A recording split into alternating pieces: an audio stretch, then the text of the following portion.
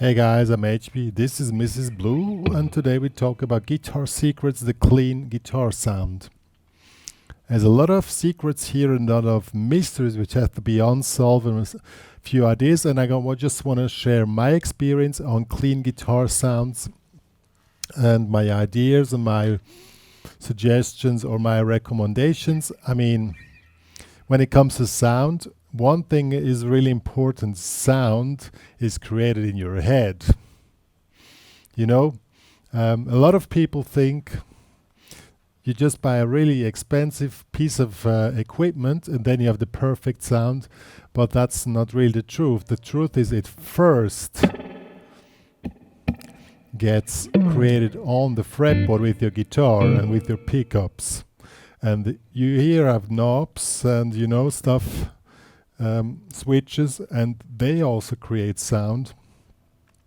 And so the first thing you need to really think about is your guitar before you think about your amp settings and. What kind of guitar, which pickups. So we're gonna first check out what you really can figure out is, well, you have the neck pickup and the bridge pickup, which you probably all know, have a different kind of sound.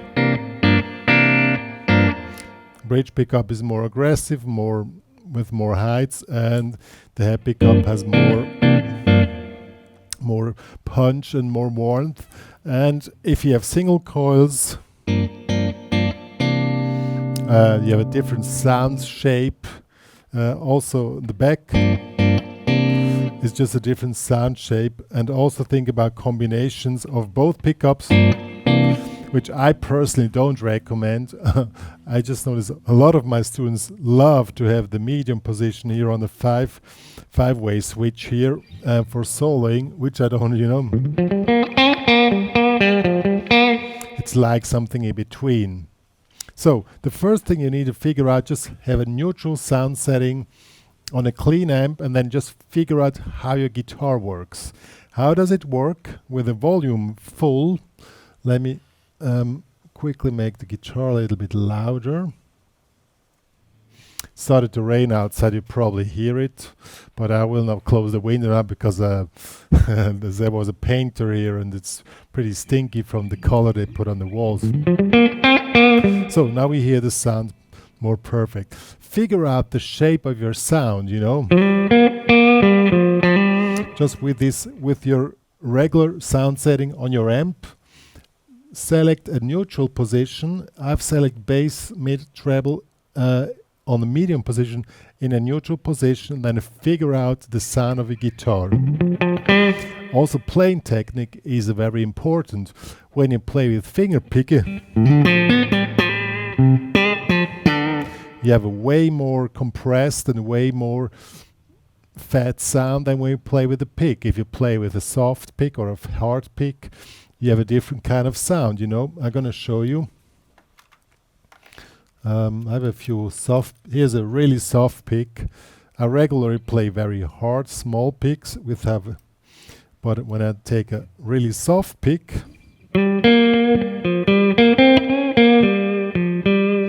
creates a different type of sound than with a hard pick. Of course, playing technique with a very soft pick is something different than with a very hard pick. These are all things which need to be considered. Okay, and I would not take your regular playing technique on a neutral amp setting and then just figure out how it sounds. Your guitar, figure out your pickups, just the way they sound, and check then if you're not happy with what you have, then you can start moving around with the amp settings. Okay, I'm using now the neck pickup for this currently. Also, it depends if you play chords or you play solo. When you play chords, you don't want to have too much punch in the bass, because what happens really often when you play loud and you play F, the bass starts to distort. It's quite a problem all the time, especially when you know when you want to play in all positions of the guitar. And check out the F on the volume you have, on the amp setting you have, and see if you have distortions in it or not. In this case, it's not too bad. See, here it's already better. Here it distorts. It's already better. But when you play in high positions, you know, like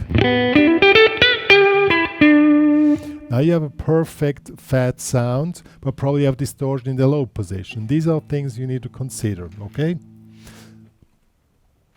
How can you have an influence on that? If you want to avoid distortions, put the gain down. So I'm using here a Fender amp.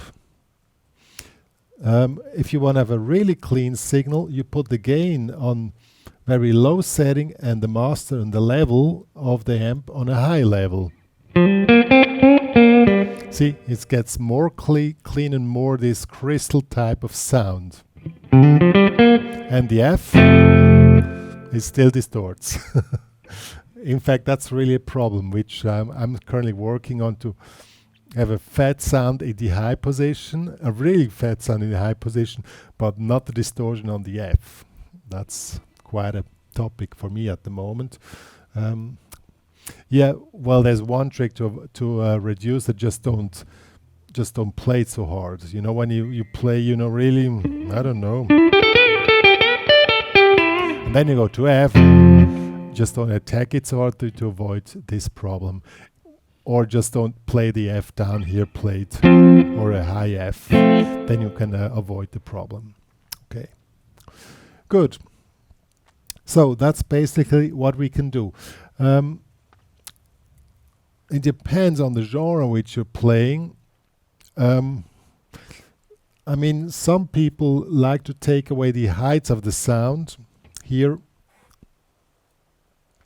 if you want to have more punch or more in the high position, you can put up the bass.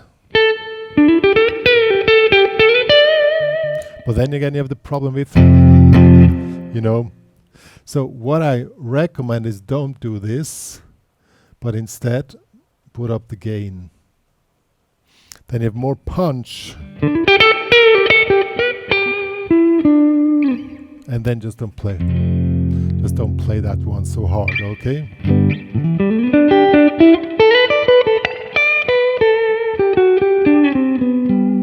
Also check out, you know, the problem with the F doesn't appear if you use a single coil so much. See, here we don't have the problem so much. It's only on the neck pickup with humbucker, then you have this problem. With single coil, no problem. But then, when you play in high position, you have another problem. So another way to avoid this problem is, when you play high position, neck pick. When you play low position, single coil or bridge pickup. But here you also have distortion, okay? Yeah. So these are really the things you have to focus on when it comes to clean sound. When you play with distorted sound setting, the problem with the distortion disappears because you want to have distortion. But if you don't want to have distortion, you have to want to have a crystal clear sound. Either you lose the punch and the fatness of the tone, or you get distortion. That's one or the other. What can probably avoid the topic? I'm using it, as I said, I used the Fender amp here, but if you switch to a transistor amp, and I'm taking the Roland Jazz Chorus here, which is transistor amp. I owned one when I started playing guitar. I loved it so much, so I really love it. But oops, why do we have chorus here? See, it has a total different character. It's more crystal clear. So that one is probably more for finger picking. And for chords, because they want to have this crystal clear sound, you know.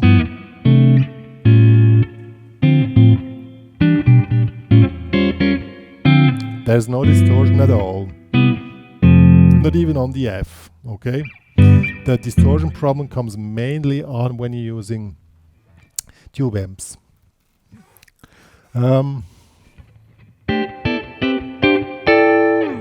Also, but the disadvantage of transistor amps, I don't know if I call them in English, in German is transistor amps, is when you play soloing. Well, you have this crystal clear thing, but you don't have the fatness of a tube amp. And I personally don't like it so much, so I only use that setting when I really play orchestral guitar, like.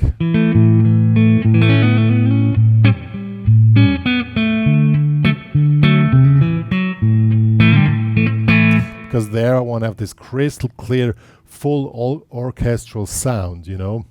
And with a tube amp, it doesn't really come that way so much. So let's go back to the previous setting. Then we've moved further. Oh, I forgot which one exactly did I use before. That's not a good question. I quickly just switch and come back here. Then I have the original amp. Okay, so now we have again the tube amp. Now, some people say, why not to get a fat sound, why not taking compression? Okay, no, I don't like this so much now.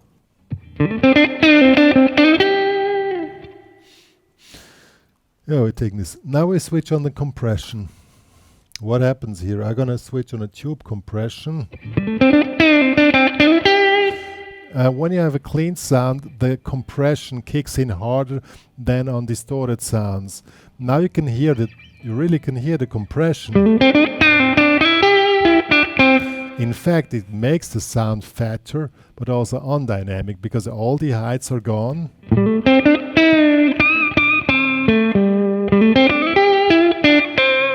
And it's not really nice. I mean, for some genres, it's cool to have it, you know, strongly compressed, you know. Or even more. Let me put even more compression on it. But as I said, it flattens out the sound. I mean, if you have kind of a country style thing,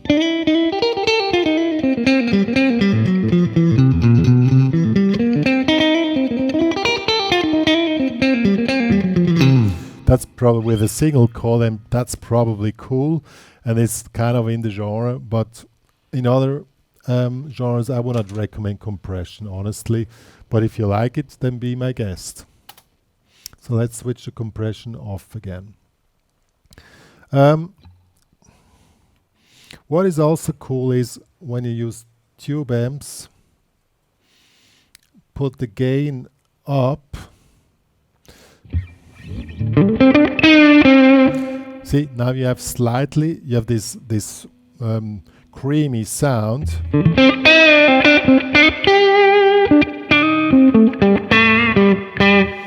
And that's what you want when you play blues, you know.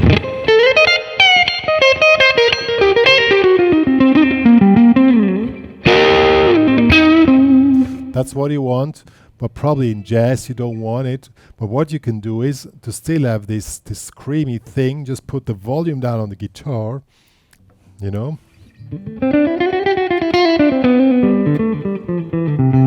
Because the original jazz amps were all tube amps, you know.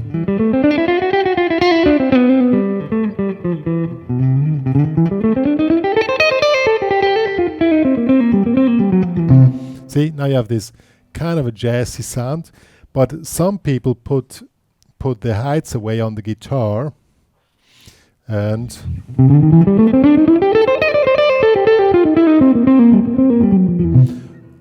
I mean, it can be cool, but it cuts away all character of your sound. The better way is to not cut the heights, but put the volume down. It still has this basic kind of tone, but but still has the character of the sound, and it reacts to the dynamic things which you're doing in your playing. You know?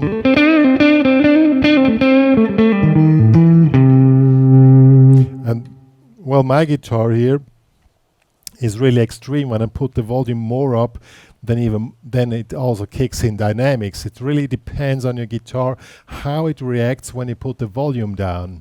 That's quite a topic, you know. See how dynamic the sound got putting the volume down. It really gives a cool thing. And I could just quickly play here a jazz tune to show you.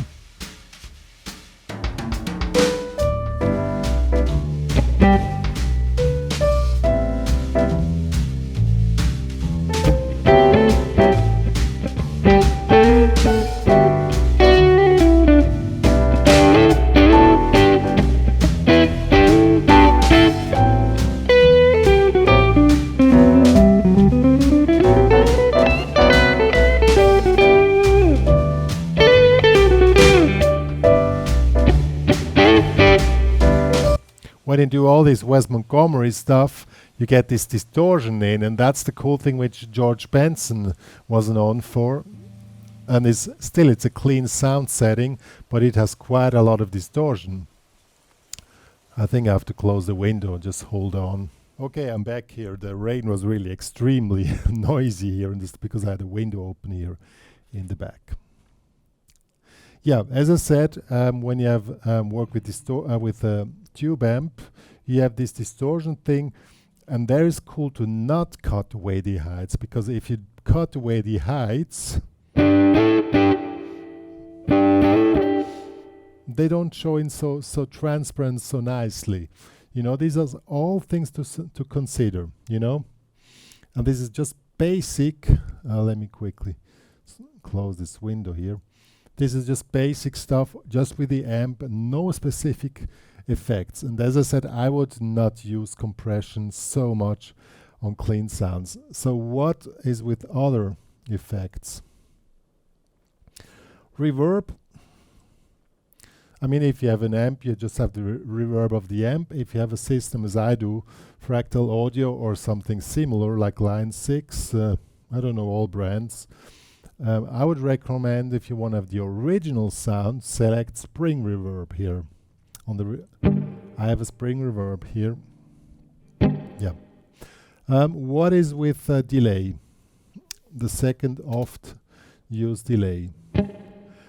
The problem with delay is on clean sounds, when you use digital delays, it repeats the notes too much. You know, even if you put it on, let me quickly go on a normal digital delay. Let me see here, digital. Okay. The repetition is too hard and interferes too much with the original signal, not like if you use distorted guitar with digital delay. I would recommend not to use digital delays because it overlays too much and creates a chaos. Well, you could do down the mix, of course. I put it down now.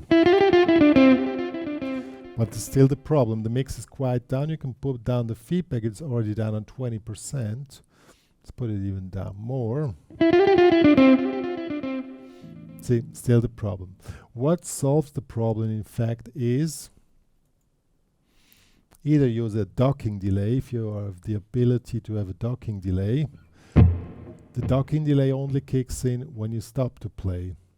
That's really cool, because then you have this delay effect, but you don't have the interferences.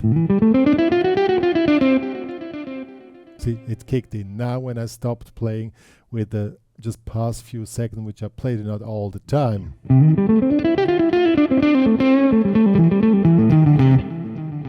See, now it kicked in. That is a possibility, or what I love to do is reverse delays. Reverse delay gives a delay effect, but doesn't create this chaos. It's a bit slow now. See, it just creates something, but not this mass of notes. So if you use delay, think about using a reverse delay.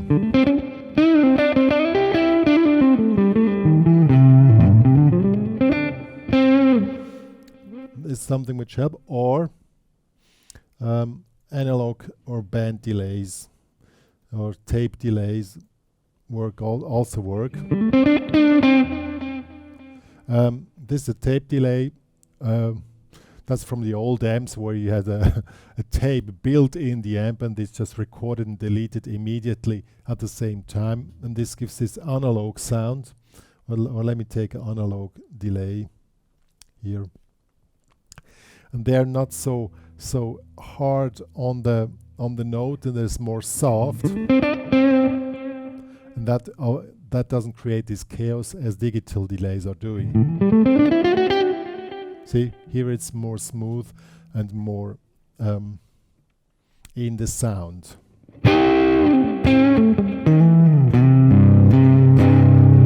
Yo, so that will be on delay. What is also cool, of course, with delay, any kind of wah-wah, if you want a wah-wah, that's awesome. I love wah-wah. Or, you know, on rhythm guitar.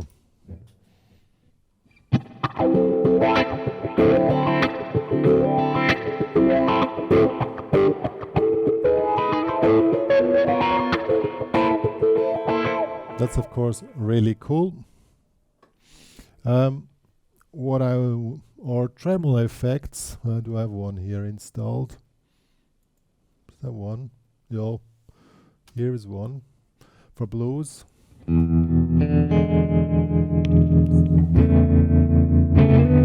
really cool. I really love it.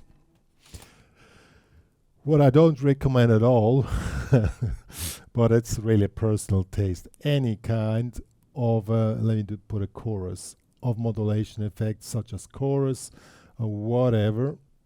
I know some people use it for jazz, and the jazz chorus had the chorus built in because it was, for a certain time, it was cool to have chorus on your sound, but it's really one advantage of having chorus, it makes you play faster because somehow the sound is so smooth and the attack is so smooth that the fast playing is really cool, is really easier than without chorus. But the big disadvantage is there's no life in the sound anymore.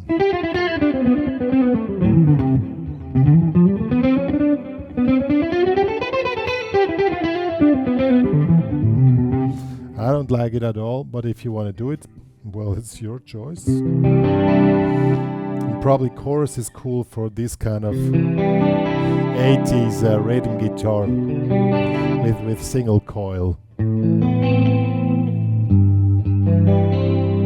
That's probably cool, but it's not my personal taste, but it's up to you. Phaser, flanger is basically the same thing. Well, that was about all to talk about clean sounds. As I said, tone is created in your head. Your playing technique is the main thing because what you put on the guitar goes out. What your guitar can reproduce goes out. This is the main thing, you know. Your pickups, your knobs, which you have here. How do they check out how they react on volume change? I mean, this guitar reacts extremely dynamic on volume change, more than any other guitar I've seen before. And other guitars, they just make the signal with the lower volume, nothing else happens, you know. Also the, I don't know how you call this one, the EQ. The same thing, some react differently than others, and just check it out. And then check out your pickups, how they react, how they sound. My recommendation, don't use middle position, but if you do so, I mean, it's not forbidden, but somehow the neck pickup and the bridge pickup in combination is like, what is it? Is it this or is it this? And it's not, well, as I said, it's personal. It's not really a recommendation. And that's it, and then you start to work on your amp. If you have a real amp, just work out with the gain and the volume as I showed. And if you have a system with the certain several amps, just check out the transistor amps as jazz chorus, mostly marked as jazz 120, and any kind of tweed amps, or then the tube amps, which are more highlighting the clean tones on the slightly distorted tones. Then think about what you want to play, in which position you want to play. If you want to play in high position, you want to play in low position, stuff like that all matters, and then you come to good results and really smooth results. It's a science on its own, honestly. You guys have no clue how much of this you can really and as I said at the beginning, tone starts in your head. You have your whole sound system finished. You work 3 months, 3 weeks on it. So now it's perfect. And then next week you play with it. And whoa, I don't like it anymore. Because you change your attitude to sound. And that's also a topic on its own. So that's what I'm saying. There's no general tip I can give. I'm just showing you which thing is doing, and the more you can play around with them and control it, the better it is. And the source body is the playing and not the amp, because the playing defines the sound, and as I said, the sound starts in your head. The playing defines the sound, and then you get somewhere. And then you and don't change too much amps, because you also need to know an amp. I used to play a transistor amp for 20 years, a Roland acoustic chorus 60 for small live concerts. And I changed it last year, and it was a huge step for me, because I knew this amp in every situation, how it functions with any little details. And this way, you get more control over your sound, because also the room when you play in a room also creates the sound. And yeah, so as I said, it's science on its own, but I gave you all tips I know now. I hope this was helpful for you guys. If you have more questions, or you on your specific sound system, please join the HPCrazy Guitar Academy with a free member account. There you can ask questions in the area where the topic is, or if you want to have more deeper support, like professional support, very specific on your sounding, on your playing technique, then I recommend that you book 1 or 2 private lessons, that we can check out the possibilities which you can get out of your equipment and your playing abilities. Good. That's all available in the HPCrazy Guitar Academy. That's all. Me and Mrs. Blue. I said Dr. Pink. Dr. Pink is jealous here in the corner. Mrs. Blue having to say for today. See you guys.